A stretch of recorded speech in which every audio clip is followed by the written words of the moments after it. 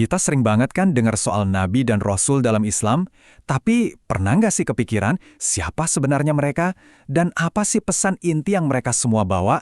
Nah, kali ini kita akan bedah tuntas konsep kenabian ini dari A sampai Z. Oke, ini dia peta perjalanan kita. Kita mulai dari definisinya, lanjut ke pilar-pilar utamanya, terus kita kenalan sama para utusannya. Kita cari tahu apa sih pesan utamanya yang sama itu, dan terakhir kita bakal bahas kualitas spesial apa aja yang harus mereka punya. Nah, kita mulai dari yang paling dasar dulu ya. Sering banget nih istilah nabi dan rasul disebut barengan, bahkan kadang ketukar. Sebenarnya apa sih bedanya? Nah, lihat deh bedanya. Nubuah atau kenabian itu soal hubungan vertikal, ke atas, antara seorang nabi dengan Tuhan. Fokusnya adalah menerima wahyu. Sementara risalah atau kerasulan itu hubungannya horizontal, ke samping, ke kita sebagai manusia. Fokusnya adalah tugas untuk menyampaikan pesan itu. Jadi yang satu soal menerima, yang satu soal menyampaikan. Jadi, walaupun ada sedikit perbedaan fokus tadi, pada dasarnya setiap utusan itu adalah seorang nabi karena dia menerima wahyu, sekaligus juga seorang rasul karena dia punya tugas buat menyampaikannya ke publik. Misi mereka ya cuma satu, jadi jembatan antara pesan Tuhan dan umat manusia. Oke, terus gimana sih proses komunikasi dari Tuhan ke manusia ini bisa terjadi? Ternyata konsep ini berdiri di atas 3 pilar utama yang nggak bisa dipisahkan. Prosesnya itu simple dan sangat logis. Pertama, harus ada sang pengutus, yaitu Allah. Kedua, harus ada pesannya, yaitu wahyu. Dan yang ketiga, harus ada sang utusan yang membawa pesan itu, yaitu rasul atau nabi. 3 elemen ini adalah satu paket lengkap. Nah, pesan atau wahyu itu wujudnya apa sih? Ya ini dia, dalam bentuk kitab-kitab suci. Ada Al-Quran, Taurat, Injil, Zabur, bahkan lembaran-lembaran wahyu atau suhuf Ibrahim. Semua ini diyakini sebagai bentuk dokumentasi firman Tuhan yang diturunkan ke para utusannya. Sekarang yuk kita fokus ke orangnya, ke para utusan itu sendiri. Siapa aja sih mereka, dan bagaimana kita bisa memahami peran mereka?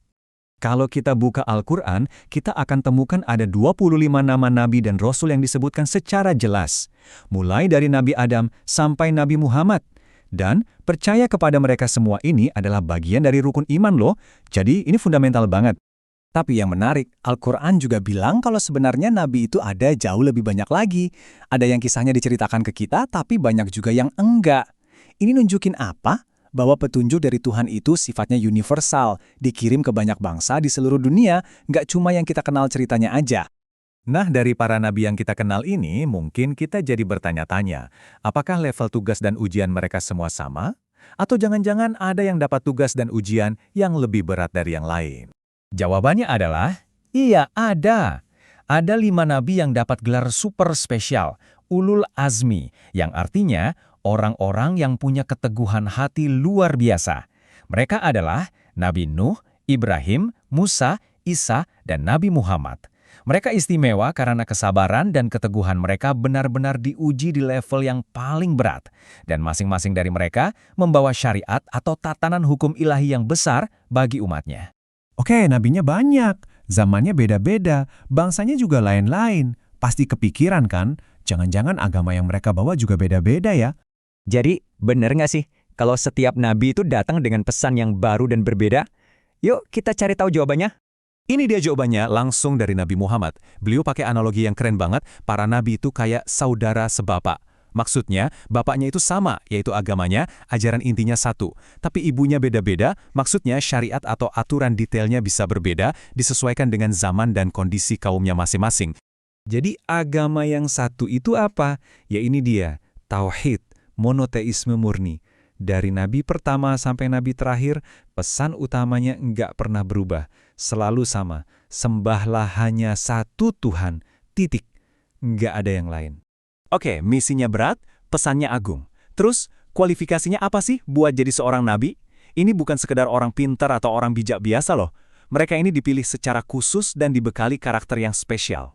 Poin ini penting banget untuk digarisbawahi. Jadi nabi itu bukan jabatan yang bisa diraih lewat usaha atau belajar keras. Nggak bisa. Ini murni pilihan Tuhan, sebuah penunjukan langsung. Dalam istilah Islam, ini disebut istifa atau seleksi ilahi. Dan Al-Quran juga menegaskan hal ini.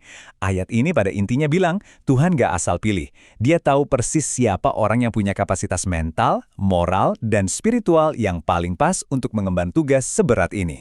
Nah, para ulama kemudian merangkum kualifikasi ini menjadi 4 sifat wajib yang harus dimiliki seorang nabi. Apa saja? Mereka harus laki-laki, lalu punya sifat al-amanah atau super bisa dipercaya. Kemudian al-ismah atau terjaga dari dosa. Dan terakhir, fatanah alias cerdas luar biasa.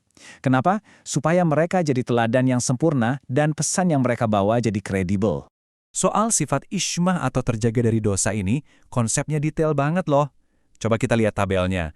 Mereka itu dijamin terlindungi dari kekafiran, baik sebelum jadi nabi maupun sesudahnya. Terus mereka juga dilindungi dari sengaja berbuat dosa besar. Bahkan dosa kecil yang bisa merendahkan martabat mereka, mereka juga dijaga darinya. Semua ini demi menjaga kemurnian dan integritas pesan Tuhan yang mereka bawa. Dan sampailah kita pada pemikiran penutup, kalau kita sadar bahwa pesan semua nabi itu ternyata intinya satu, yaitu monoteisme murni, ini bisa mengubah cara kita memandang sejarah. Artinya, sejarah agama-agama samawi itu bukanlah cerita tentang ajaran yang berbeda-beda, melainkan satu cerita panjang, satu panggilan yang berkelanjutan dari Tuhan yang sama untuk seluruh umat manusia. Coba deh renungkan itu. Berpikir adalah perjalanan. Subscribe untuk menjelajah lebih dalam.